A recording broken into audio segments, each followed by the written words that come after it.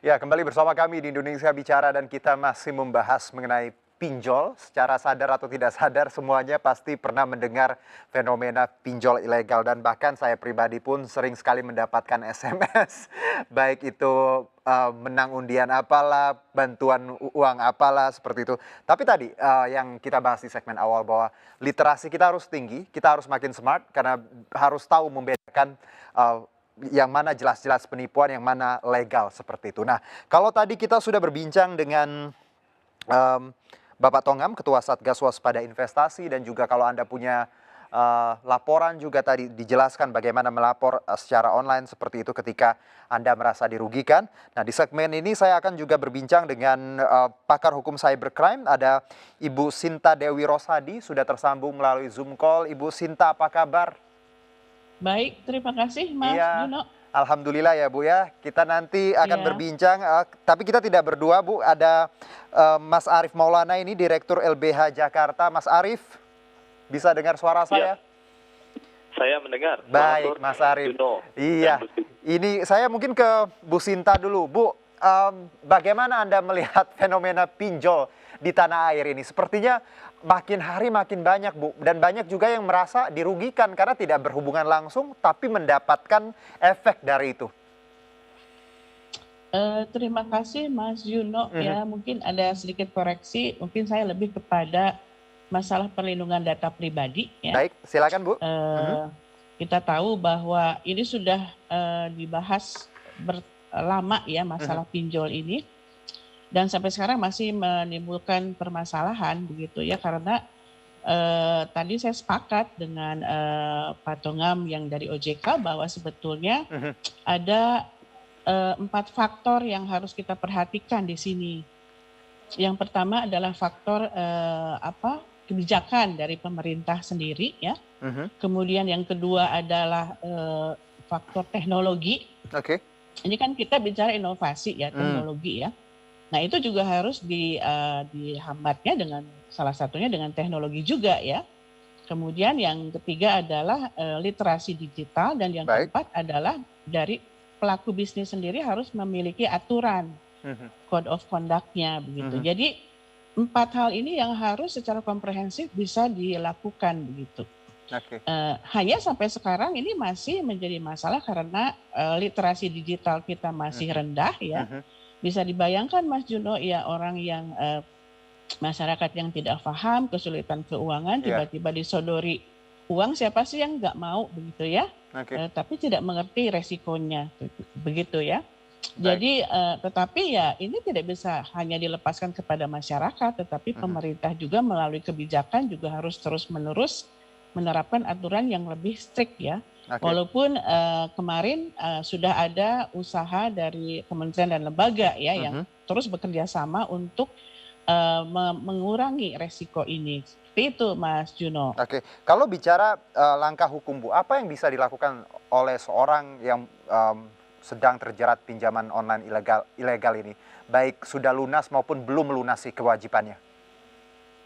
Ya memang Hmm. tadi penyelesaiannya ya sangat sulit ya, karena dia Oke. harus membayar ya, Mhm. harus diselesaikan. Padahal menurut saya tingkat bunganya juga baik yang legal dan ilegal itu tinggi Mas Juno, Oke. 0,8% per hari, Mhm.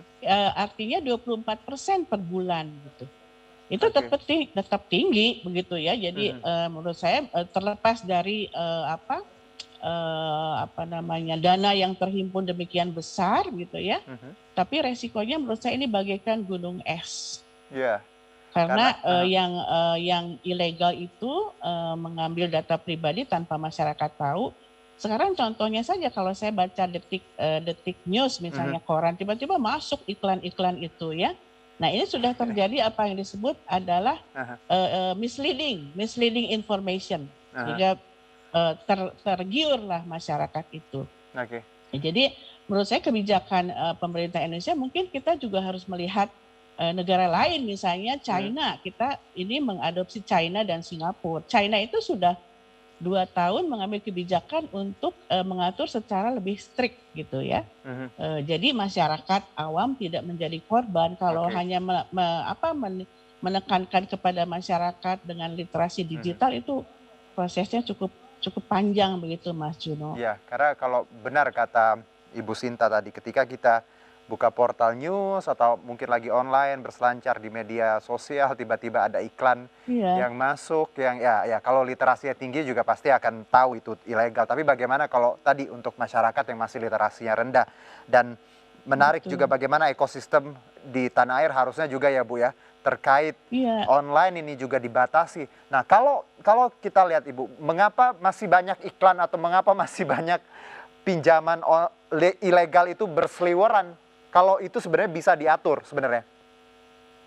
itu teknologi Mas. Oke. Itu Jadi tidak bisa dibendung teknologi. ya? Jadi Eh, sebetulnya eh, dengan kerjasama yang 5 kelembagaan kemarin itu ada satu pernyataan yang cukup saya cukup positif, artinya Kementerian Kominfo akan deal dengan Google gitu. Jadi Oke. kalau mau masuk Google Play Store itu minta ke Google tolong yang Ya, izin ada ini OJK-nya seperti logonya, itu. iya Ya. gitu. Itu teknologi artinya Oke, bermain ya, di ya situ. ini yang sudah diterapkan dengan kata whitelist tadi ya Bu ya, dengan istilah whitelist bahwa setiap yang ingin masuk di App Store harus punya izin OJK tadi ya untuk bisa Iya.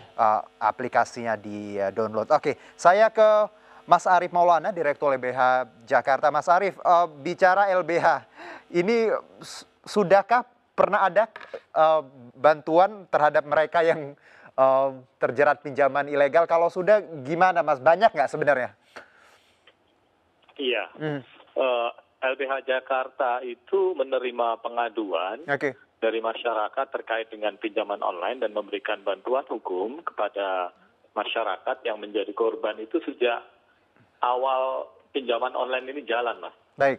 Kurang lebih kami memperhatikan dan concern di isu ini di sekitar tahun 2017-2018. Mhm, Dalam catatan kami di bulan Mei sampai dengan November 2018 saja, mhm.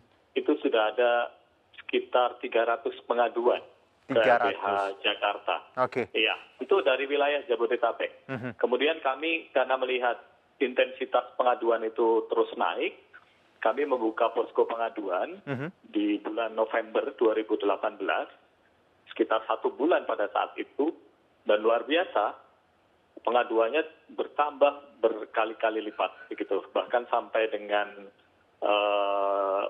Februari 2019 itu sudah mencapai 3.000-an pengaduan. Jadi sangat banyak. Dan kalau dilihat dari kriteria apa saja sih kerugian Mhm. atau bisa dikatakan pelanggaran-pelanggaran hukum yang kemudian mengakibatkan kerugian masyarakat sebagai konsumen pinjaman online itu ada kami catat sekitar 14 begitu ya. Di antaranya misalkan bunga yang sangat tinggi begitu ya. Kita tahu bahwa bunganya itu bisa dari 0 sampai 4% per hari. Jadi bisa sampai 120% per bulan. Makanya kemudian tagihannya bisa sampai berkali-kali lipat. Di klien yang mengadukan kasusnya kepada kami itu sebagian besar 83% itu hanya pinjam 2 juta. Tetapi harus mengembalikan belasan sampai puluhan juta. Itu karena bunga yang sangat tinggi. Kemudian problem yang lain, ada biaya-biaya siluman seperti biaya administrasi yang tidak jelas standarnya, yang itu bisa sangat tinggi. Berikutnya juga ketika ada komplain, pengaduan dari konsumen, ini tidak ada mekanisme yang jelas. Ya, sehingga konsumen kebingungan ketika kemudian harus menyelesaikan persoalannya terkait dengan pinjaman online. Bahkan kemudian ketika menghubungi atau mencari kantor dari provider pinjaman online sendiri, itu ternyata juga berpindah-pindah, tidak jelas. Hal yang lain lagi adalah soal penagihan. Ya. Penagihan banyak dilakukan dengan cara melawan hukum. Bukan hanya dengan cara ancaman, kekerasan, baik fisik maupun psikis, termasuk pelecehan seksual, penyalahgunaan data pribadi, pengancaman, fitnah, dan lain sebagainya. Yang itu sebetulnya masuk dalam kategori tindak pidana, gitu ya. Nah, dan hal-hal yang lain lagi kami juga temukan terkait dengan ini bagaimana mestinya ada mekanisme penyelesaian yang jelas dalam kasus-kasus seperti ini. Nah, ada klien kami itu yang sudah membayar lunas ya pinjaman online yang dibebankan ke dia termasuk bunganya, tetapi ternyata dalam sistem tidak tercatat. Dia masih terus ditagih dan kemudian mengalami banyak kerugian lanjutan. Dan di antara kasus-kasus itu banyak yang memprihatinkan. Ada yang sampai dipecat dari kantornya karena provider itu menagih sampai ke atasan kantor sehingga dianggap mempermalukan dan diberhentikan dari pekerjaan. Ada juga yang kemudian dilecehkan secara seksual. Ya, seperti itu. Oke, baik. Mas Arief dan juga Bu Sinta, kita jeda dulu. Nanti saya akan masih berbincang dengan Bu Sinta dan juga Mas Arief. Dan pemirsa, tetap bersama kami di Indonesia Bicara.